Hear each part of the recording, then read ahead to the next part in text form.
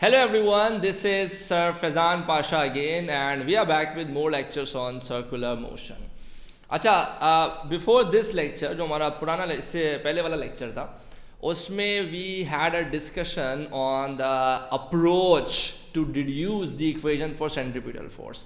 Like हम उससे पहले लेसन्स में डिफरेंट प्रैक्टिकल केसेस में ये पता करने की कोशिश कर रहे थे कि विच फोर्स और what are the forces that are serving as the centripetal force.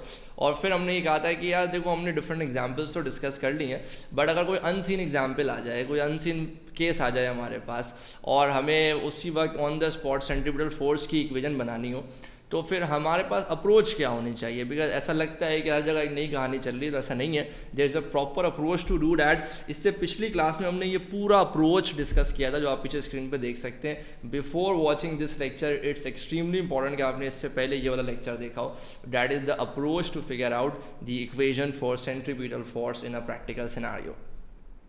तो उसको हमने डेप्थ में एक्सप्लेन किया था. मैं ज़रा क्विक रिकैप दे देता हूँ कि हमने क्या डिस्कस किया था. हमने ये देखा था कि भाई जब भी एक ऑब्जेक्ट सर्कुलर पाथ पे मूव कर रहा होगा और उस ऑब्जेक्ट पर लगने वाली सेंट्रीपिटल फोर्स की इक्वेशन मुझे बनानी होगी, तो उसके लिए मुझे 4-5 स्टेप्स हैं जो फॉलो करने पड़ेंगे और इंशाल्लाह मुश्किल से मुश्किल, कॉम्प्लेक्स से कॉम्प्लेक्स केस बिल्कुल सही तरीके से सॉल्व हो जाएगा.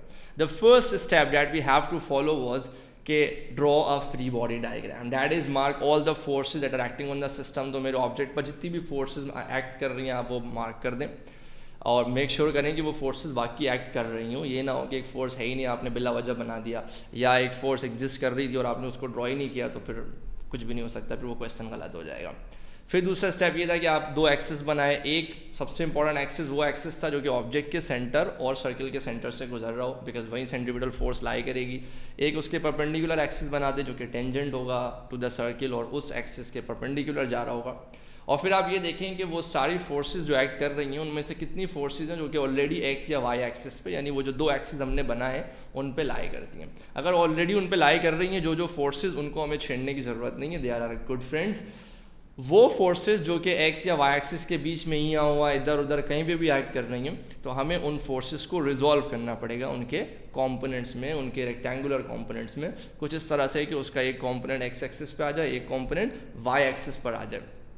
और वो सारे फिर वो जब ये काम कर लें हम, तो हमारे पास सारी फोर्सेस या तो उस एक्सिस पे लाई कर रही हैं जिसको हमने यूजली एक्स लेबल किया था, जिस पे सर्किल का सेंटर और ऑब्जेक्ट का सेंटर लाई कर रहा है, और वहाँ पर जितनी भी फोर्सेस हैं 1, 2, 3, 10 जितने भी हैं उनका रिजल्टेंट फोर्स निकाल लें. That will be your centripetal force. और वो फोर्सेज जो कि बिल्कुल सर्कुलर पाथ के टेंजेंट एक्ट कर रही होंगी, यानी दूसरे वाले एक्सिस पे एक्ट कर रही होंगी, उन सबको इग्नोर कर दें क्योंकि उनका सेंट्रीपिटल फोर्स में कोई कॉन्ट्रीब्यूशन नहीं है. तो this is what we saw in the previous class. इसका मैंने क्विक रिकैप दे दिया आपको. Now it's time to move towards a little complex case. इसके ऊपर पास्ट पेपर में क्वेश्चंस भी पूछे गए. ये लेक्चर थोड़ा सा लंबा होगा यार, सब्र के साथ बैठना, but I think it's worth understanding. A stone being whirled in a vertical circle on the end of a string. भाई वर्टिकल सर्किल में एक स्टोन है जिसको घुमाया जा रहा है रस्सी से बांध के. तो अगेन मेरे पास पत्थर या रस्सी तो नहीं है, बट मेरे पास ये मोबाइल चार्जर है और मैं आपको वर्टिकल सर्किल बनाकर दिखा सकता हूँ. तो वो वर्टिकल सर्किल मैं ऐसे बना सकता हूँ कि like if this is the mobile charger that I have, तो मैं अगर इसको लेट से ऐसे घुमाऊँ, लाइक अगर आप इसको गौर से देखें तो ये this is the vertical circle. आप देख रहे हो कि एक स्टोन को मैं वर्टिकल सर्किल पे घुमा रहा हूँ इस तरह से, ठीक है. अच्छा, अब वर्टिकल सर्किल का हमारे सिलेबस में जो कोर्स है, जो हमारा कोर्स आउटलाइन है, because that is more about objects moving at a uniform speed, यानी ऑब्जेक्ट कांस्टेंट स्पीड से मूव करो, जिसे हम यूनिफॉर्म सर्कुलर मोशन कहते हैं. हमारे सिलेबस में तो वो डिस्कशन है, ठीक है. जैसे अगर आप यहाँ पर देखते हो ना, जब मैं इसको घुमा रहा हूँ एक वर्टिकल सर्किल में, अगर आप गौर से देखें ना इसको, तो this is moving in a vertical circle. तो ये आप फील कर रहे होंगे कि ये ऑलमोस्ट कांस्टेंट स्पीड के साथ घूम रहा है, ठीक है. अच्छा, इसको वर्टिकल सर्किल में घुमाने में या इसको वर्टिकल सर्किल मेंटेन कराने में, देखिए ये हॉरिजॉन्टल सर्किल था, ठीक है, ये हॉरिजॉन्टल था, ये हम देख चुके हैं. ये वर्टिकल सर्किल है. वर्टिकल सर्किल में कांस्टेंट स्पीड से घुमाने में आपको मैं कैसे बताऊं, अगर आपने पर्सनली ऐसा वर्टिकल सर्किल बनाया है तो आप इस बात से एग्री करेंगे कि ये जो मेरा हाथ है ना, ये बड़ा इंस्ट्रूमेंटल है. यानी इस हाथों से ना मैं टेंशन की वैल्यू को एडजस्ट कर रहा हूँ. यानी थ्रू आउट टेंशन की एक डिफरेंट वैल्यू है जो कि एक्ट कर रही है, और मैं टेंशन की वैल्यू को इतनी स्मार्टली एडजस्ट कर रहा हूँ कि मेरा ऑब्जेक्ट ना कांस्टेंट स्पीड के साथ ऑलमोस्ट मूव कर रहा है। अदरवाइज नेचुरली ऐसा ना हो। नेचुरली ऐसा ना होगा क्या मतलब है, लेट्स से अगर मिसाल के तौर पर मैं अज्यूम करूँ एयर रेजिस्टेंस नहीं है और मैं ऑब्जेक्ट को ऐसे उठा के छोड़ दूँ और ये ऑब्जेक्ट खुद ब खुद एक वर्टिकल सर्किल मेंटेन करे, तो ऐसे में शायद वर्टिकल सर्किल मेंटेन तो आप कर लेंगे अगर एयर रेजिस्टेंस नहीं है, बट द प्रॉब्लम वुड लाई कि ऑब्जेक्ट कभी भी कांस्टेंट स्पीड से मूव नहीं कर सकेगा। आप समझ रहे हो मेरी बात? लाइक अभी आप लेट से अपने हाथों से टेंशन एडजस्ट नहीं कर रहे हो, ठीक है, ऑब्जेक्ट ऐसे था, आपने उसको लाइक एक पर्टिकुलर स्पीड दिया, वो स्पीड इतनी सफिशिएंट थी कि वो घूमना शुरू हो गया, तो वो कभी भी कांस्टेंट स्पीड से मूव नहीं कर सकता। क्यों नहीं मूव कर सकता? उसके पीछे केस जेन्युइन है यार। ऑब्जेक्ट जब नीचे से ऊपर जा रहा होता है ना, तो जो ग्रेविटेशनल फोर्स है, जो आपकी ग्रेविटी है, वो क्या करती है, वो ऊपर जाते हुए इस पर ऑब्वियसली डाउनवर्ड फोर्स लगा रही होती है, तो ऊपर जाते हुए ना ये अपनी पोटेंशियल एनर्जी को गेन करता है, तो ये अपनी काइनेटिक एनर्जी को लूज़ करता है। तो ऑब्वियसली ऊपर जाते हुए जब पोटेंशियल एनर्जी बढ़ती है और काइनेटिक एनर्जी कम होती है, तो ऊपर हमेशा स्पीड कम होगी और नीचे स्पीड ज़्यादा होगी।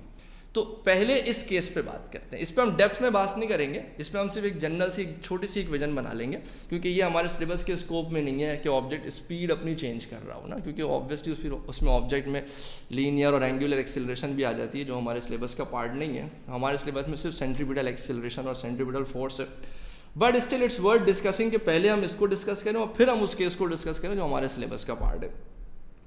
तो भाई ये एक वर्टिकल सर्किल है और इस वर्टिकल सर्किल में एक ऑब्जेक्ट है जो कि मूव कर रहा है, ठीक है, और ये मैंने एक लोवेस्ट पॉइंट यानी सेंटर से बिल्कुल नीचे और सेंटर से बिल्कुल ऊपर 2 पॉइंट मार्क कर दिए, ए और बी, और ये वर्टिकल सर्किल में लेट से मेरा ऑब्जेक्ट मूव कर रहा है। तो पहले इसको थोड़ा सा समझ लेते हैं। When analyzing the motion of a body in a vertical circle, we must take gravity into account. हमारे लिए बड़ा इंपॉर्टेंट है कि हम इस चीज़ को ध्यान में रखें कि जो हमारी ग्रेविटी है ना, जिसे हम कहते हैं ग्रेविटेशनल फोर्स, जिसकी वजह से आती है, उसका अकाउंट में रखना बहुत ज़रूरी है। क्यों? क्योंकि ये बहुत बड़ा पनौती है। क्या मतलब पनौती का एग्जैक्ट मीनिंग तो मुझे भी नहीं पता, but it's something very disturbing as far as the vertical circle is concern. देखो ये अभी आपका ऑब्जेक्ट यहाँ पर है ना, टेंशन ऐड करेगा टुवर्ड्स द सेंटर, सही है, भी गौर से समझना, वेट ऐड करेगा नीचे। अच्छा, आपका ऑब्जेक्ट लेट से थोड़ी देर बाद ना यहाँ पर आ जाता है, टेंशन अभी भी ऐड करेगा टुवर्ड्स द सेंटर, लेकिन वेट का मसला क्या है, वो ऐड करेगा डाउनवर्ड नीचे की तरफ। तो टेंशन तो हमारा दोस्त है वर्टिकल सर्किल में, क्योंकि वो हमेशा towards the centre he add करेगा और हमें तलाश भी उन फोर्सेस की है जो कि टुवर्ड्स द सेंटर जा रहे हो। बट द प्रॉब्लम, जो पनौती मचेगी ना, वो कहाँ से मचेगी, जो मसला आएगा वो यहाँ से आएगा कि भाई आप कहीं पे भी होगे ना, टेंशन हमेशा टुवर्ड्स द सेंटर होगा और वेट ने भी कसम खा ली है कि I will be always downward. तो ऑब्जेक्ट जहाँ भी जिस भी बस्ती में हो, वेट अपनी मस्ती में होगा, वेट हमेशा डाउनवर्ड ही होगा। और ये जो डाउनवर्ड फोर्स है ना, ये प्रॉब्लमैटिक है। ये डाउनवर्ड फोर्स इसकी स्पीड भी चेंज करेगी, 10 तरह के मसले प्रोड्यूस करेगी। तो इसलिए वेट की सिग्निफिकेंस बड़ी इंपॉर्टेंट है और इसको आप इग्नोर नहीं कर सकते, ठीक है। तो we must take gravity into account. The magnitude of body's velocity and tension in the string fluctuates continuously due to the impact of the Earth's gravitational force या अर्थ ग्रेविटेशनल फील्ड।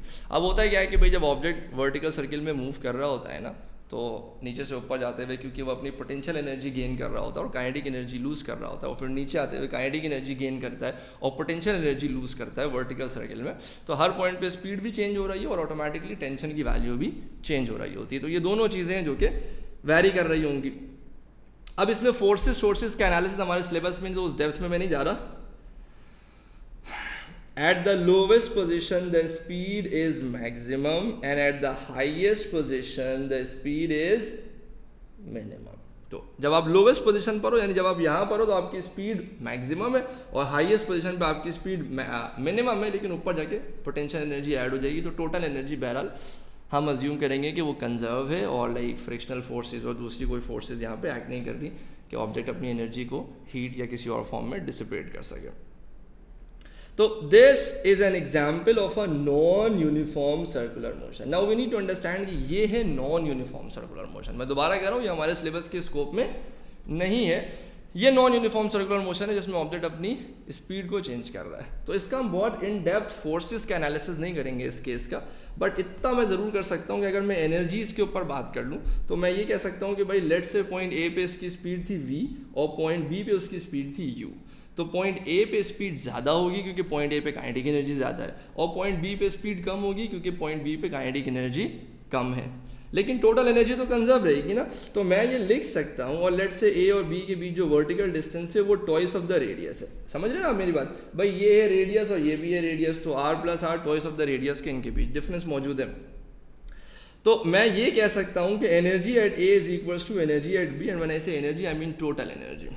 अब पॉइंट ए पर let से मैं assume कर रहा हूँ relatively potential energy 0 है, तो पॉइंट ए पर काइनेटिक एनर्जी कितनी हो गई? Half m v square. अच्छा, पॉइंट बी पर जब आप जाओगे ना तो काइनेटिक एनर्जी हो जाएगी हाफ एम यू स्क्वायर। ये kinetic energy half m v square से कम होगी, बट इस टाइम पर पोटेंशियल एनर्जी इसके पास आ चुकी होगी, that is equal to m g h, और इस केस में जो हमारा एच यानी हाइट है that is twice of r, तो ये हो जाएगा m g times twice of r. सही है। तो ये बेसिक डिस्कशन थी। इस पे फोर्सेस का एनालिसिस थोड़ा सा ज़्यादा कॉम्प्लेक्स है क्योंकि यार हर पॉइंट पर ना लाइक ऑब्जेक्ट कांस्टेंट स्पीड से मूव नहीं कर रहा, तो थोड़ा सा हमारे लिए चैलेंजिंग होगा, बट बहरहाल इसको हम यहीं तक रखते हैं। अब बात करते हैं उस मसले पर that is within the scope of our syllabus and जिसके हवाले से क्वेश्चन भी हमारे सिलेबस में पूछा जाता है। वो क्या है? वो ये कि भाई अगर for example I get your point कि भाई ठीक है आप ऑब्जेक्ट को ना लाइक वैसे एक वर्टिकल सर्किल में नहीं घुमा सकते कांस्टेंट स्पीड के साथ, लेकिन अगर जाहिर सी बात है अगर आप अपने हाथों से या स्ट्रिंग में टेंशन की वैल्यू को कंट्रोल कर सकते हो, अगर आप उसको एडजस्ट कर सकते हो, तो आप देख सकते हो कि मैं ये ऑलमोस्ट कांस्टेंट स्पीड के साथ इस पार्टिकल को वर्टिकल सर्किल पे घुमा रहा हूँ। आई एम मेकिंग श्योर कि ये वर्टिकल सर्किल मेंटेन भी कर रहा है और कांस्टेंट स्पीड के साथ भी कर रहा है, बट उसमें एक बहुत इंपॉर्टेंट रोल मेरे इन गुनाहगार हाथों का है जो यहाँ से टेंशन की वैल्यू को एडजस्ट कर रही है। तो an object can be made to rotate in a vertical circle which is connected to a string by adjusting the values of tension. वो स्मार्टली करना पड़ता है, हम अपने हाथों से बिना कैलकुलेशन के कर रहे हैं क्योंकि ह्यूमन बीइंग इतना स्मार्ट है कि वो खुद रीड कर लेता है कि किस स्पीड से या कितनी टेंशन देनी चाहिए, बट बहरहाल अभी हम एज अ फिजिसिस्ट यहाँ पे बैठे हैं तो हमें इसकी इक्वेशंस पे बात करनी पड़ेगी। तो again moving towards the same thing, a stone being whirled in a vertical circle at the end of a string। तो ये अगेन एक वर्टिकल सर्किल है जिसमें ऑब्जेक्ट मूव कर रहा है, और इस पे मैंने ना डिफरेंट पॉइंट्स मार्क किए थे। ये 4 पॉइंट्स आप देख सकते हैं जहाँ पर मैंने ऑब्जेक्ट की पोजीशन मार्क की, एक बिल्कुल बिलो द सेंटर, एक बिल्कुल अबव द सेंटर, एक बिल्कुल राइट में, और एक रैंडमली बीच में एक पॉइंट मैंने उठा लिया। ठीक है, और लेट से ऑब्जेक्ट का रेडियस है r। हमें क्या करना है, हमने लेट से ज़बरदस्ती इसको एक सर्कुलर पाथ मेंटेन कराया है। अभी जो रैंडमली 4 पॉइंट्स मैंने उठाए हैं ना, इन पॉइंट्स पर हमें देखना है कि आखिर टेंशन की वैल्यू क्या होगी और सेंट्रीपिटल फोर्स की इक्वेशन कैसे बनेगी। तो let's say this the 4 points A B C D, इन पे 1 बाय 1 हम बात करेंगे। तो a body connected to a string can be made to rotate. देखिए कैन बी मेड इंपॉर्टेंट है, लाइक खुद से नहीं कर रहा बल्कि टेंशन को एडजस्ट किया जा रहा है ताकि वो कांस्टेंट स्पीड से मूव कर सके। तो can be made to rotate with a constant angular velocity और constant speed in a vertical circle. जबरदस्ती ये काम किया जा सकता है by adjusting the values of the tension throughout the circular motion. तो ठीक है भाई, आप पास्ट वर्स में भी देखेंगे वो यही लिखा हुआ होगा, body is made to rotate vertically, जो कि स्ट्रिंग से कनेक्टेड है, उसको घुमाया जा रहा है, जिसमें ऑब्वियसली फिर टेंशन को वेरी किया जाता है, उनको कंट्रोल किया जाता है ताकि ऑब्जेक्ट अपनी स्पीड को कॉन्स्टेंटली मेंटेन कर सके। तो अब इसके ऊपर कुछ इक्वेशंस बनाते हैं, तो उसके लिए पहले कुछ बेसिक अजम्पशन कर लेते हैं। Assuming that a body of mass m attached to an inextensible string is whirled in a vertical circle of radius r with a constant speed v and constant angular speed omega। ठीक है, तो हम assume कर लेते हैं कि भाई मेरे ऑब्जेक्ट का मास m है, स्पीड v है, सर्कुलर पाथ का रेडियस r है और एंगुलर स्पीड ओमेगा है। ताकि मुझे वेरिएबल्स असाइन किए वो ये कॉमन वही वेरिएबल्स है जो हम शुरू से असाइन करते हुए आ रहे हैं. And now it's time to dive into making the equations. अब वक्त आ गया है कि हम इक्वेशंस बनाएं डिफरेंट पॉइंट पर. तो लेट्स से अभी मेरा ऑब्जेक्ट इस वक्त मौजूद है बिल्कुल अपने सेंटर के नीचे, यानी कि अभी ये वर्टिकल सर्किल में बिल्कुल नीचे मौजूद है सेंटर से. Let's say this is point A, और अब हमें बनाना है at point A the equation for centripetal force, और फिर वहीं से हम टेंशन को सब्जेक्ट बना लेंगे. बट अब ये काम ऐसे नहीं होगा. पिछला पूरा लेक्चर हमने इस चीज़ पर इन्वेस्ट किया था कि सर अप्रोच, आपने स्टेप्स बताए थे, आपने अप्रोच बताया था कि भाई ये करना है. तो अज्यूम करें ये एक अनसीन केस है और हमारे पास एक पूरा एल्गोरिथम, एक पूरा अप्रोच मौजूद है. हम उस अप्रोच को फॉलो करेंगे और फिर आप देखेंगे खुद ब खुद हमारी सेंट्रीपिटल फोर्स की गर्मा गर्म इक्वेशन तैयार हो जाएगी. तो लेट्स लुक इनटू दिस. हमारे अप्रोच का पहला स्टेप क्या था? Mark all the forces acting on the system. सबसे पहला स्टेप ये है कि भाई जितनी भी फोर्सेज एक्ट कर रही है ना आपकी बॉडी पे, आप वो फोर्सेज मार्क कर लें. तो I think this is N easier part here. इस पेंडुलम पे टोटल 2 फोर्सेज एक्ट कर रही हैं, एक ऑब्जेक्ट का वेट और एक इसका टेंशन. तो वेट डाउनवर्ड होगा, वो हमेशा डाउनवर्ड होता है. टेंशन हमेशा along the string away from the object होगा, तो टेंशन अपवर्ड है, टुवर्ड्स द सेंटर जा रहा है. इसके अलावा कोई फोर्स एक्ट नहीं कर रही. यहाँ पे एयर रेजिस्टेंस नेग्लेजिबल है, कॉन्टैक्ट में ऑब्जेक्ट है नहीं, तो कॉन्टैक्ट फोर्स नहीं आएगी, और कोई भी दूसरी फोर्स है जो कि यहाँ पे एक्ट नहीं कर रही. तो स्टेप नंबर 1 कंप्लीट हो गया, that is mark all the forces acting on the system. Step number 2 वो क्या था? Draw an axis along with the centre of the circle and the centre of the mass lie. दूसरा step क्या था कि भाई आपका जो सर्कुलर पाथ है ना, उस सर्कुलर पाथ का एक सेंटर है और एक आपके मास का सेंटर है. एक एक्सिस, एक लाइन बना दो जिसमें ये दोनों लाई कर रहे हो. तो ये मेरा वो एक्सिस है, ये जो मैंने अभी लाइन बनाई है ना, दिस इज द एक्सिस, जिसको मैंने थोड़ा सा हाईलाइट किया हुआ है. ये वो एक्सिस है जिसमें मेरे ऑब्जेक्ट का सेंटर, ये वो एक्सिस है जिसमें मेरे ऑब्जेक्ट का, ये वो एक्सिस है जिसमें मेरे ऑब्जेक्ट का सेंटर, यानी कि ये I think I should use purple, ये और ये सर्किल का सेंटर, ये दोनों लाई कर रहा है. ठीक है जी. तो ये this is the axis that I have drawn. ये हो गया सेकंड स्टेप. पहला स्टेप क्या था? Mark all the forces acting on the system. हमने मार्क कर लिया, वेट डाउनवर्ड, टेंशन अपवर्ड. दूसरा स्टेप क्या था? दूसरा स्टेप ये था कि सर आप वो एक्सिस बना दें जहाँ पे सेंटर ऑफ द सर्किल और सेंटर ऑफ द ऑब्जेक्ट लाई कर रहा है. अगला स्टेप ये था कि आप एक परपेंडिकुलर एक्सिस भी बना लें उसके, बट अभी उसकी ज़रूरत नहीं है क्योंकि हमारी दोनों फोर्सेस इसी एक्सिस पर लाई कर रही हैं.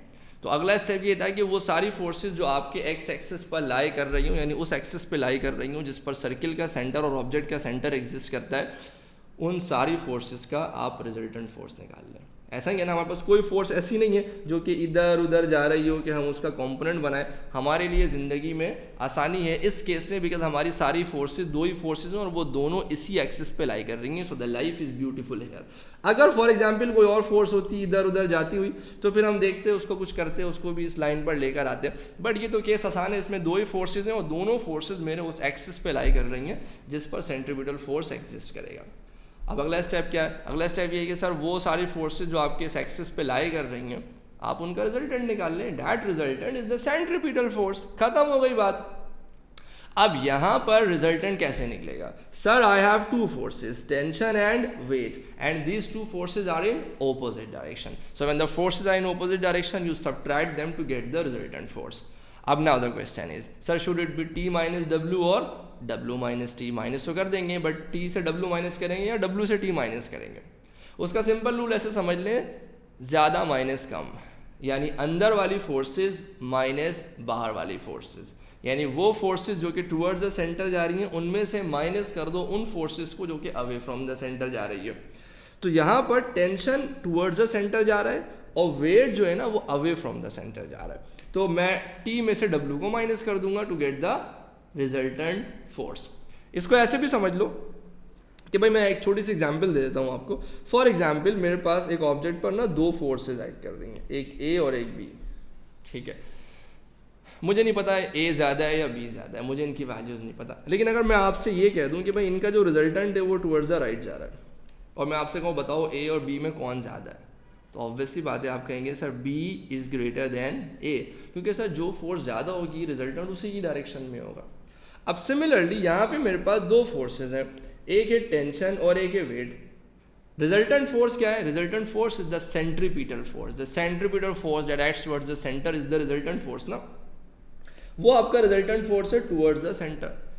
इसका मतलब टुवर्ड्स द सेंटर जाने वाली फोर्सेस ज़्यादा होंगी और अवे फ्रॉम द सेंटर जाने वाली फोर्सेस कम होंगी अगर के ऑब्जेक्ट सर्कुलर पाथ पर मौजूद है। तो आई कैन ईजली राइट कि भाई इस केस में मेरे पास tension is greater than weight, ये दो फोर्सेस ऑपोजिट डायरेक्शन में, तो the resultant force that acts towards the centre of the circular path is T minus W। और वो रिजल्टेंट फोर्स जो कि टुवर्ड्स द सेंटर एक्ट कर रहा हो, प्यारे बच्चों, मन के सच्चों, इसी फोर्स को तो फिजिक्स में प्यार से सेंट्रीपिटल फोर्स कहा जाता है। तो ख़वातीनो हजरात तैयार है centripetal force, this is actually the centripetal force. ये है वो फसाद की जड़ जिसकी हमें तलाश थी। और फिर T एज इट इज़ और W की जगह मैंने क्या लिख दिया? mg। अब सेंट्रीपिटल फोर्स आपको पता है is equal to mv square over r, तो आप लिख सकते हो mv square over r equal T minus mg। तो यहाँ से आप T को सब्जेक्ट बना सकते हो, mg नेगेटिव का था, लेफ्ट साइड पे जाके पॉजिटिव हो जाएगा, तो mv square over r plus mg। यहाँ से आपके पास गर्मा गर्म टेंशन की इक्वेशन तैयार है। तो ये सारे पैसे इस चीज़ के, ये जो आपने सेंट्रीपिटल फोर्स की इक्वेशन बनाई है ना, जिस बच्चे ने ये सीख लिया उसके लिए ये चैप्टर आसान है। तो माई एडवाइस इसके बजाय इसके कि आप डिफरेंट केसेस में रट्टा मारना शुरू कर दो, this force is the centripetal force, this force is the centripetal force, it's very risky और it's not advisable because this is not authentic way of learning physics. उसके अलावा भी यार इट्स नॉट एडवाइजेबल, अल्लाह ना करे एग्जाम में कोई ऐसा केस आ गया ना जो आपने क्लास में प्रैक्टिकली डिस्कस नहीं किया था, तो आपके साथ फिर प्रॉब्लम हो जाएगी, आप फंस जाओगे एग्जाम में। तो please make sure you follow the approach. अभी और भी केसेस हैं, हम अप्रोच को फॉलो करेंगे और हम देखेंगे कि हम इंशाल्लाह अच्छी इक्वेशंस बना लेंगे, बिल्कुल करेक्ट। नाउ मूविंग ऑन, यही वर्टिकल सर्किल है, पहले मेरा ऑब्जेक्ट सेंटर के नीचे मौजूद था, अब बिल्कुल टुवर्ड्स द लेफ्ट मौजूद है, लाइक बिल्कुल हॉरिजॉन्टल एक्सिस पर मौजूद है अगर देखा जाए इस स्ट्रिंग को। तो let's say this is the radius r and this is point B जहाँ पे राइट नाउ मेरा ऑब्जेक्ट मौजूद है, ठीक है। तो एट पॉइंट B अब क्या करेंगे? अगेन हमें क्या चाहिए, हम गरीब लोग हैं, हमारी एक ही ख्वाहिश है, हम ये चाहते हैं कि किसी तरह से हमें सेंट्रीपिटल फोर्स की इक्वेशन मिल जाए, वो मिल जाएगी अपनी पार्टी शुरू हो जाएगी। अब हम क्या करेंगे? सर एल्गोरिथम, सर अप्रोच जो आपने डिस्कस किया था ना, वन बाय वन उसको फॉलो करेंगे। स्टेप नंबर 1 क्या था? Mark all the forces acting on the system. तो ये है मेरा वो गुनाहगार ऑब्जेक्ट जो कि सर्कुलर पाथ पे मंडला रहा है। तो इस पर कितनी फोर्सेस एक्ट कर रही हैं? सर बहुत सिंपल है, इस पर दो ही फोर्स एक्ट कर रही हैं, एक इसका वेट हमेशा की तरह डाउनवर्ड, एक टेंशन हमेशा की तरह away from the object along the string. और अगेन आप देख सकते हैं कि ये टुवर्ड्स द सेंटर जा रहा है, ठीक है। इसके अलावा कोई दूसरी फोर्स एक्ट नहीं कर रही। तो पहला स्टेप क्या था? Mark all the forces that are acting on the system. दूसरा स्टेप क्या था? Draw an axis along with the center of the circle and the center of the object line। तो ये रहा मेरे सर्किल का सेंटर और ये रहा मेरे ऑब्जेक्ट का सेंटर। तो इन दोनों को मिला के अगर मैं एक लाइन बना दूं तो ये है वो एक्सिस, ये है वो लाइन जिससे मुझे मोहब्बत करनी है, क्योंकि सेंट्रीपिटल फोर्स यहीं एग्जिस्ट करेगी। ऐसा ही है, आप चाहो तो सेफ साइड पे एक परपेंडिकुलर एक्सिस भी बना लो, ठीक है, क्योंकि हमारा दूसरा ऑब्जेक्टिव यही था ना कि भाई एक आप परपेंडिकुलर एक्सिस भी बना लो जो कि सर्किल के टेंजेंट पे जाएगी। फिर तीसरा स्टेप क्या था? तीसरा स्टेप ये था कि भाई जब आप ये दो एक्सिस बना चुके हो, कौन सा? एक वो एक्सिस जो कि सर्किल के सेंटर और ऑब्जेक्ट के सेंटर पे लाई कर रहा होगा, वो काम का एक्सिस है, और एक बिल्कुल उसके परपेंडिकुलर एक्सिस जो कि सर्किल के टेंजेंट से जा रहा होगा। अब आप देखो अगले स्टेप में कि आपने जो फोर्सेस मार्क की उनमें से कोई ऐसी फोर्स है जो कि इन दो एक्सिस के अलावा कहीं और एग्जिस्ट कर रही है। तो again this is an easy peasy case, we do not have a case जहाँ पे ऑब्जेक्ट पर फोर्स ऐसे एक्ट कर रही हो कि इधर जा रही है, उधर जा रही है, यहाँ वहाँ कहीं नहीं जा रही है। हमारी ये दो शरीफ फोर्सेज हैं, एक टुवर्ड्स द सेंटर यानी एक हमारे एक्स एक्सिस पे, एक हमारे वाई एक्सिस पे लाई कर रही हैं। फिर क्या करना था? फिर अगला स्टेप ये था कि भाई वो फोर्सेस जो हमारे उस एक्सिस पे लाई कर रही हैं जहाँ पे ऑब्जेक्ट का सेंटर और सर्किल का सेंटर लाई करता है, उन फोर्सेस का आप रिजल्टेंट निकाल लें और वही आपका सेंट्रीपिटल फोर्स है। अब इस केस में तो लाइफ इज ब्यूटीफुल, एक ही फोर्स है जो कि मेरे इस एक्सिस पे लाई कर रही है और वो है मासूम टेंशन। नेक्स्ट स्टेप क्या था भाई, वो जो एक्स एक्सिस पे यानी उस एक्सिस पर जिस पर आपका सर्किल का सेंटर और ऑब्जेक्ट का सेंटर लाई कर रहा है, उस एक्सिस पर जितनी भी फोर्सेज हैं उन फोर्सेज का आप रिजल्टेंट निकालते हैं, that will be your centripetal force. अब यहाँ पे जिंदगी हसीन है, मेरे पास एक ही फोर्स है जो कि उस एक्सिस पे लाई कर रही है, विच इज टेंशन फोर्स। अब अगर एक ही फोर्स है तो वही मेरा रिजल्टेंट फोर्स हो जाएगा। भाई अगर एक से ज़्यादा हो तो मैं दिमाग लगाऊँ, ऐड करूँ, सब्ट्रैक्ट करूँ या कोई इक्वेशन लगाऊँ, अभी तो एक ही फोर्स है, वही रिजल्टेंट फोर्स है। तो the resultant force that act towards the center of the circular path is capital T। यही मेरा रिजल्टेंट फोर्स है। और ख़वातीन व हज़रात, यही है वो फसाद की जड़ जिसकी हमें तलाश थी। Because the resultant force that acts towards the center of the circle is what we call as the centripetal force। तो ये आ गया FC equal capital T, FC बराबर है mv स्क्वायर ओवर r के, और ये बराबर हो गया टेंशन के। लाइफ इज ब्यूटिफुल, यही हमें चाहिए था। तो इंपॉर्टेंट ये नहीं है कि बस आप ये सीख लोगे यार इस केस में ये इक्वेशन है, इस केस में इंपॉर्टेंट है अप्रोच। भाई हमने जो अप्रोच बनाई है वो फॉलो हो रही है या नहीं हो रही है, ठीक है। अभी एक दो केसेस और हैं, फिर इश्क हो जाएगा आपको, बेफिक्र रहें। तो let's look into another cases. Again ये सर्कुलर पाथ है, अब की बार मेरा ऑब्जेक्ट अपने सेंटर से बिल्कुल ऊपर मौजूद है, ठीक है। तो रेडियस वही है r, और let's say this is point C, अब बिल्कुल टॉप पोजीशन पर मौजूद है। और इस पॉइंट पर भी मेरी सादगी देख क्या चाहता हूँ भाई, यही ख्वाहिश है कि मुझे कोई गरीब सेंट्रीपिटल फोर्स की इक्वेशन बना दे, भाई यही ख्वाहिश है। तो अगेन हमारे पास तो अप्रोच है, हम उस अप्रोच को फॉलो करेंगे। The first step was mark all the forces acting on the system. अच्छा, अब इस केस में मेरे स्ट्रिंग पे अगेन दो फोर्सेज एक्ट कर रही हैं, एक इसका वेट और दूसरा टेंशन। अब की बार ये दोनों ही डाउनवर्ड एक्ट कर रहे हैं, वेट भी नीचे, वो तो हमेशा ही डाउनवर्ड होता है। टेंशन इसलिए डाउनवर्ड आ गया कि वो हमेशा along the string away from the object होता है, तो वो भी डाउनवर्ड है। अब की बार तो मज़े ही मज़े हैं, दोनों की दोनों फोर्सेज टुवर्ड्स द सेंटर जा रही हैं। ये तो इजी पीजी केस हो गया, बट हम अपना अप्रोच फॉलो करेंगे। पहला step mark all the forces. दूसरा स्टेप ये है कि अगेन ऑब्जेक्ट के सेंटर और सर्किल के सेंटर से लाई करता हुआ, यानी उनको कनेक्ट करता हुआ एक एक्सिस बना दो। तो अब की बार वो एक्सिस यू बनेगा। आप चाहें तो सेफ साइड पे एक वर्टिकल एक्सिस भी बना दें, लेकिन इसका कोई खास काम नहीं है क्योंकि यहाँ पे कोई फोर्स लाई नहीं कर रही। नेक्स्ट स्टेप ये था कि भाई देख लो कोई ऐसी फोर्स है जो कि इन एक्सिस के अलावा कहीं और लाई कर रही हो। नहीं भाई, इस केस में दो ही फोर्स है, दोनों ही उस एक्सिस पे लाई कर रही है जहाँ पे सेंट्रीपिटल फोर्स एग्जिस्ट करेगा। तो फिर ठीक है, इंतज़ार किस बात का, इन दोनों फोर्सेस का रिजल्टेंट निकाल लेते हैं। रिजल्टेंट कैसे निकलेगा? Sir, these are the two forces that are acting towards the centre. इनकी डायरेक्शन सेम है। जब दो फोर्सेस की डायरेक्शन सेम हो तो उनको सिंपली ऐड कर दें to get the resultant force. अच्छा, एक चीज़ समझ लेना, ये दोनों फोर्सेज ना बिल्कुल स्ट्रिंग पर ही लाई कर रही हैं, ठीक है। मैंने थोड़ा सा आजू बाजू में से साइड करके बना दिया ताकि नज़र आ सके, एक के ऊपर एक बना दूंगा तो ज़रा पढ़ना मुश्किल होगा, बट ये समझ लेना दोनों ही अलॉन्ग द स्ट्रिंग बिल्कुल डाउनवर्ड एक्ट कर रही होंगी, ठीक है भाई। तो ठीक है, the resultant force that acts towards the centre of the circular path is, दोनों डाउनवर्ड, दोनों सेम डायरेक्शन में ऐड कर दीजिए तो ये हो जाएगा T plus W, tension plus weight. और अगेन यही है वो फसाद की जड़ जिसकी हमें तलाश थी। प्यारे बच्चों, सेंट्रीपिटल फोर्स तैयार है, T plus W which is mg। Centripetal force is mv square over r and that is T plus mg। mg plus था, वहाँ जाके माइनस हो जाएगा and I be left with tension equal mv square over r minus mg। House that? अभी lecture खत्म नहीं हुआ है, सब्र रखो, अभी थोड़ा और है। तो ये तीन केसेस देखे हमने पहले इस वर्टिकल सर्किल के, अभी एक केस और बाकी है। इसमें हमने देखा कि भाई किस तरह हम अपनी अप्रोच को फॉलो करते हुए ना टेंशन की इक्वेशन बना सकते हैं या सेंट्रीपिटल फोर्स की इक्वेशन बना सकते हैं। Fair enough. इससे पहले कि मैं नेक्स्ट केस पे जाऊं जिसमें ऑब्जेक्ट रैंडमली बीच में कहीं मौजूद हो, मैं एक छोटा सा क्वेश्चन डिस्कस करना चाहूँगा। पास्ट पेपर्स में कभी कभी पूछते हैं कि भाई जब ऑब्जेक्ट वर्टिकल सर्किल में मूव कर रहा होता है, तो वर्टिकल सर्किल में वो डिफरेंट पॉइंट्स पे मूव कर रहा है, तो at which point the string is most likely to break.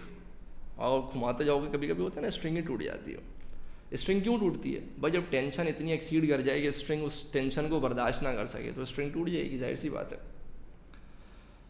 तो जहाँ पे टेंशन सबसे ज़्यादा होगी वहाँ पे स्ट्रिंग के टूटने के चांसेस सबसे ज़्यादा होंगे। अब out of the 3 points that we have seen, एक पॉइंट वो था जबकि ऑब्जेक्ट बिल्कुल सेंटर से नीचे मौजूद था, उस वक्त टेंशन था mv² प्लस mg। जब ऑब्जेक्ट लाइक हॉरिजॉन्टली, जब स्ट्रिंग हॉरिजॉन्टल पोजीशन पे थी तब टेंशन था mv², और वर्टिकल पोजीशन पे था mv² माइनस mg। तो आई थिंक यहाँ पर mv² से mg सब्ट्रैक्ट हो रहा है, यहाँ पे mv² ही है, और यहाँ पर mv² प्लस mg है। So the greatest value of tension will be at this point. वो किस पॉइंट पर होगा? वो इस पॉइंट पर होगा, पॉइंट ए पर मौजूद होगा, जहाँ पर टेंशन सबसे ज़्यादा है। तो कभी भी इस तरह का क्वेश्चन आए तो कॉन्फिडेंटली इस इक्वेशन का रेफरेंस देके आप उनको समझा सकते हैं कि भाई वो पॉइंट जो कि सर्किल के सेंटर से बिल्कुल नीचे लाई कर रहा है वर्टिकल सर्किल में, यही वो पॉइंट है जहाँ पे टेंशन की वैल्यू मैक्सिमम होती है, and this is where the string is most likely to break. Make sense? सब्र रखें, हौसला रखें। आई नो लेक्चर थोड़ा सा लंबा हो गया है, बट अगला केस इंपॉर्टेंट है। अब भाई अब की बार पाशा सरकार नहीं, अब की बार दोबारा वर्टिकल सर्किल आ चुका है हमारे पास। ये सेंटर से एक पर्टिकुलर लेट्स से एंगल बना रहा है with respect to vertical, that angle is theta, और अब मैंने रैंडमली कोई ऐसे पॉइंट उठा लिया, सही है। And let's label this point as point D, ठीक है। लेट्स से ये जो पॉइंट है ना, ये मेरा पॉइंट डी है, इसको मैं मार्क कर देता हूँ एज पॉइंट डी, ठीक है। अब आपको क्या करना है? आपको वही करना है भाई, सेंट्रीपिटल फोर्स की इक्वेशन बनानी है। मैं आपको एडवाइस करूंगा कि आप थोड़ी देर के लिए लेक्चर को पॉज करें और इस सिनारियो को यूज़ करते हुए सेंट्रीपिटल फोर्स की इक्वेशन खुद बनाएं। बन जाए तो पहले थोड़ी सी बत्ती सी बाहर निकालें और फिर लेक्चर को कंटिन्यू करके चेक करें कि क्या आपने सेंट्रीपिटल फोर्स की इक्वेशन सही बनाई है या गलत बनाई है। ये मैं इसलिए कह रहा हूँ कि कॉलेज में मैं हमेशा ब्रेक देता हूँ, यहाँ पे बच्चों को खुद ट्राई करने के लिए देता हूँ, एंड अल्हम्दुलिल्लाह ज़्यादातर बच्चे बना लेते हैं, खुद से इक्वेशन बना लेते हैं, और मैं खुश हो जाता हूँ। उसकी वजह ये है कि इंपॉर्टेंट ये नहीं कि बच्चे ने इक्वेशन बना ली, इंपॉर्टेंट ये है कि बच्चा अप्रोच सीख चुका है और वो एक कॉम्प्लेक्स केस में अप्लाई करके सक्सेसफुल भी हो गया। तो फिर आप भले यहाँ से कंटिन्यू कर लें। तो अगेन भाई मेरा ऑब्जेक्ट इस पोजीशन पर मौजूद है और यहाँ पर मुझे सेंट्रीपिटल फोर्स की इक्वेशन बनानी है। तो हमारी ज़िंदगी में एक अप्रोच है, हम इसे फॉलो करेंगे। पहला step is mark all the forces acting on the system. तो इस केस में एक तो इसका वेट हमेशा की तरह डाउनवर्ड और एक टेंशन हमेशा की तरह अलोंग द स्ट्रिंग और खुद ब खुद टुवर्ड्स द सेंटर। तो ये काम हो गया। अब वो सारे स्टेप्स बड़े क्रूशली अप्लाई हो रहे होंगे जो 4 स्टेप्स हमने फॉलो किए थे। पहला स्टेप हो गया mark all the forces that are acting on the system. दूसरा स्टेप, एक सर्किल का सेंटर है और एक ऑब्जेक्ट का सेंटर है, एक एक्सिस बनाओ along with the centre of the circle and the centre of the object लाए। तो ये रहा वो एक्सिस जहाँ पे सर्किल का सेंटर, यानी कि ये रहा मेरे सर्किल का सेंटर और ये रहा मेरे ऑब्जेक्ट का सेंटर, ये दोनों यहाँ पे लाई करते हैं। फिर एक और एक्सिस बनाओ जो कि बिल्कुल क्या हो, इसके परपेंडिकुलर हो, जो कि ऑटोमेटिकली सर्किल के टेंजेंट पर आकर बन जाएगा, जिसको हमने एक को एक्स एक को वाई एक्सिस लेबल करने बोला था। आप ना भी करें बट आपको पता होना चाहिए ये 2 एक्सिस बन गए। फिर क्या था? फिर यही था कि भाई फिर चेक करो कि कौन कौन सी फोर्सेज हैं जो इन 2 एक्सिस पे लाई करती हैं, उनको ना छेड़ो, इन्हें ये सताए हुए हैं, ये ऑलरेडी उन एक्सिस पर मौजूद हैं, तो उनको ना छेड़ो। तो इस केस में हमारे पास सिर्फ टेंशन ही वो मासूम केस है जो कि ऑलरेडी मेरे उस एक्सिस पे लाई कर रही है। कौन से एक्सिस पे? जो मैंने 2 एक्सिस अभी आपके सामने बनाए, और ये तो वो मज़े की फोर्स है जो कि उस एक्सिस पे लाई कर रही है, यहाँ पे सेंट्रीपिटल फोर्स एग्जिस्ट करेगा। और बदतमीजी कौन कर रहा है? यहाँ पे वेट तंग कर रहा है हमें, इसका कुछ करना पड़ेगा। ये लाइन पे नहीं है, इसको लाइन पे लाना पड़ेगा। इसको लाइन पे कैसे लाएंगे? अभी लगा दिखाता हूँ आपको। भाई आप कुछ नहीं करो, थोड़ी सी बेसिक ज्योमेट्री अप्लाई करो और आप खुद देखोगे कि अगर आप थोड़ी सी लाइंस को एक्सटेंड करोगे ना, तो if this is theta then this is also theta. क्यों भाई? देखो ना, ये 2 पैरेलल लाइंस हैं और 2 पैरेलल लाइन को जब एक लाइन इस तरह से आगे इंटरसेक्ट करती है तो ये 2 एंगल्स, बड़े अरसा हो गया मैंने मैथ्स पढ़ाया ही नहीं, बट आई थिंक इन्हें कहते हैं ऑल्टरनेट एंगल्स। ये दोनों एंगल्स एक दूसरे के बराबर होंगी। तो जब ये दोनों एक दूसरे के बराबर होंगी तो आई कैन अज्यूम कि अगर ये थीटा है तो ये भी थीटा है। अब वक्त आ गया है कि इस वेट के दो कंपोनेंट्स बना दिए जाएं। तो इसका एक कंपोनेंट बनेगा ये और एक बनेगा ये। एक हो गया W cos थीटा, जिधर थीटा लाई करता है वो हमेशा cos से निकलेगा, और दूसरा साइड हो जाएगा W sin थीटा। ठीक है जी। और अब आप क्या करो, आप इस डॉट को ना इस वेट को इग्नोर कर दो, क्योंकि आपने इसकी जगह इसके दो कंपोनेंट बना दिए। तो पहले मेरे पास दो फोर्सेस थी, एक टेंशन, वो मेरे ऑलरेडी उस एक्सिस पे लाई करता था जहां पे सर्किल का सेंटर और ऑब्जेक्ट का सेंटर एग्जिस्ट करता है। एक और फोर्स थी वेट, उसके साथ ड्रामा था कि वो मेरे एक्सिस पे था नहीं, तो मैंने उसके दो कंपोनेंट बना दिए और वेट को इग्नोर कर दिया। अब मेरे पास है टोटल तीन forces, tension, W cos theta and W sin theta. तो अब मेरे पास कोई भी ऐसी फोर्स नहीं है जो कि मेरे इन दो एक्सिस पे लाई ना कर रही हो, यानी tangent to the circular path और वो एक्सिस जहाँ पे ऑब्जेक्ट का सेंटर और सर्किल का सेंटर लाई करता हो। तो ये जो W sin थीटा है ये तो बिल्कुल टेंजेंट टू द सर्किल लाई कर रहा है, तो इसके साथ हम वही करेंगे जो जिंदगी भर हमारे साथ हुआ है, इसको हम इग्नोर कर देंगे। इसका सेंट्रीपिटल फोर्स में कोई कॉन्ट्रीब्यूशन नहीं है।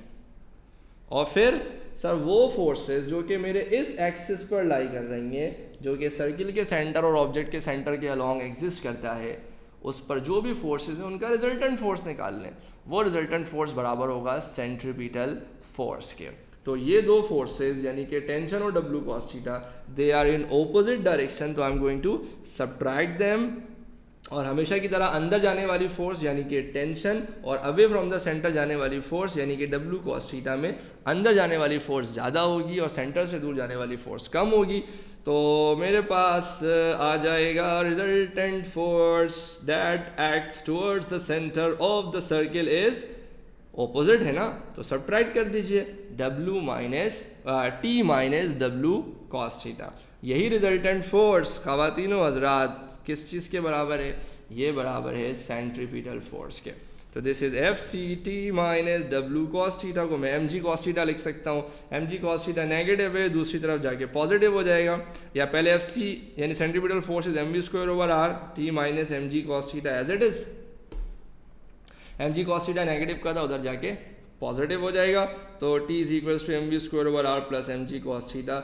अगर आपने वीडियो पॉज करके इस क्वेश्चन को सॉल्व किया था और आपका आंसर यही आ रहा था, तो आपने कमेंट सेक्शन में ज़रूर बताना है, ठीक है। और आपकी बत्ती सी बाहर आ गई होगी, और अगर नहीं आया तो फिर देखें आपने क्या अप्रोच में मिस्टेक की थी और अपने वर्किंग को करेक्ट कीजिए। तो ये था वो बड़ा इंपॉर्टेंट और बड़ा क्रूशल लेक्चर जो कि हमारे पिछली सारी एग्जाम्पल्स को भी समअप करेगा। मैं आपको एडवाइस करूँगा एक बार पुरानी एग्जाम्पल्स को भी ना गो थ्रू करना, और तुम देखना उसमें यही अप्रोच फॉलो हुई भी है। कोई भी ऐसा हो नहीं सकता है कि हमने ये अप्रोच फॉलो ना किया हो, भले उस वक्त हम अप्रोच का रेफरेंस दे के उसको एक्सप्लेन नहीं करते थे, but it's extremely important that you know the approach. तो अब अगले लेक्चर्स में ज़रा इससे रेलेवेंट कुछ क्वेश्चंस देखेंगे। देखो आप पास पेपर क्वेश्चन जब उठाओगे ना, आपको पता लगेगा क्वेश्चन ट्रिकी हैं। इवन इतना डेप्थ पढ़ने के बाद भी ना आप कुछ जगहों पर फंसोगे। तो यार we need to make sure कि हम अपने कॉन्सेप्ट एटलीस्ट स्ट्रॉन्ग करें ताकि हम एग्जाम में बेस्ट परफॉर्म कर सकें। तो आज के लेक्चर को यहीं तक रखते हैं। थैंक यू वेरी मच, अपना बहुत ख्याल रखिएगा, और नेक्स्ट लेक्चर में इसके क्वेश्चन सॉल्व करेंगे। Please do let us know in the comment section if this lectures are helpful to you, and if there is any query feel free to ask. अपना ख्याल रखिएगा। अल्लाह।